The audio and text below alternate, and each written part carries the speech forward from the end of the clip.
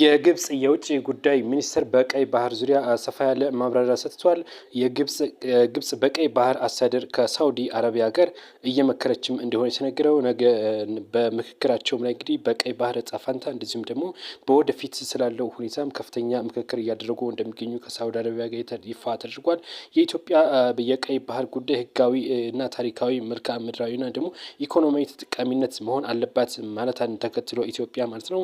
ከዚህ ጋር ተያይዞ ግብጽ በሳውዲ አረቢያ ይህንን ምክረ ሀሳብ እያቀረበች ነው የምትገኘው። ቀይ ባህርን ያጣነው ከ30 ዓመት ትግል ነው። ነገር ግን ቀይ ባህርን ለማግኘት 30 ዓመት መቆየት የለብንም ማለታቸውን ተከትሎ ዶክተር አብይ አህመድ ማለት ነው እንግዲህ ግብጽ ከፍተኛ ውጥረት ላይ ትገኘች። እንደዚሁም ደግሞ ኤርትራም እንደዚሁ ውጥረት ላይ ናት። ከዚህ ጋር ተያይዞ ኤርትራና የኤርትራው ፕሬዚዳንት ኢሳያስ አፈወርቂ ወደ ግብጽ ማቅናታቸው ይታወሳል። ነገር ግን የግብጽ የውጭ ጉዳይ ሚኒስተር ደግሞ በተቃራኒው ወደ ሳውዲ በመሄድ በቀይ ባህር ዙሪያ ያለውን ሁነት እየመከሩበት እንደሆነ ነው እየተነገረ የሚገኘው። ሌሎች መረጃ ካለ መልሳለሁ። መልካም ቆይታ